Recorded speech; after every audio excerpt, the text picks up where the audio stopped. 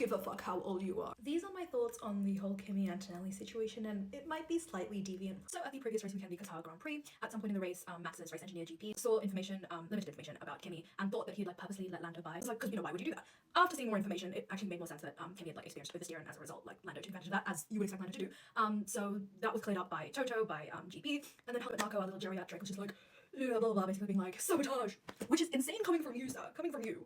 Sabotage? You would interesting. And of course, some people online went like nuts. Y'all went insane. Why are you sending death threats to drivers? No matter how old a driver is, how experienced a driver is, why are you out there tapping away, screaming and yelling and crying and throwing up? Like, ew. I'm seeing unemployment. I'm smelling jobless. He made a mistake. As such, this idiotic championship battle that I just want to be over is still going. Who cares? Like, this is the thing, like, call me a fake sports fan. I don't care. Like, I'm just not so affected. Like, look, when Oscar Piastri was on his little downhill thing, I, like, felt it inside. And I was like, oh my god, what is happening to me? Like, this normally doesn't happen. I get it.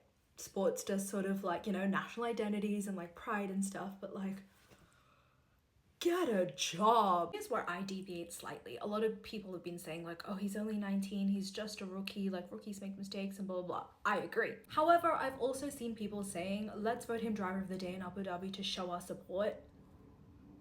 Let's hold our horses here. I think that will do more harm than good. And don't even get it twisted, don't even get me started. I've literally made a Kimi Antonelli diss track in which I say the stats don't lie because he's a phenomenal driver. However, just giving him driver of the day is actually gonna give more fuel to these like heavily unemployed haters, and even the birds agree. Anyways, but it's just gonna make the situation worse and sort of like keep bringing it up, and then it's gonna be like, oh look, we're handing things to him now.